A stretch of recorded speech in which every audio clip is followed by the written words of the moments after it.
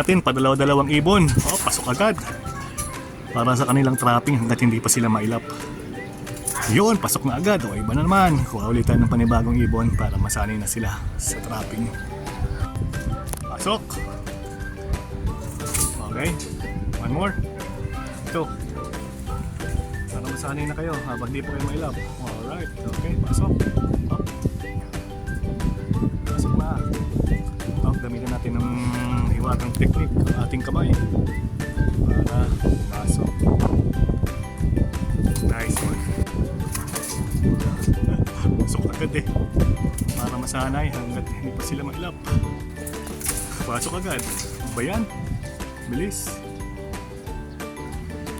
Okay, pasok. Nice one. Ito.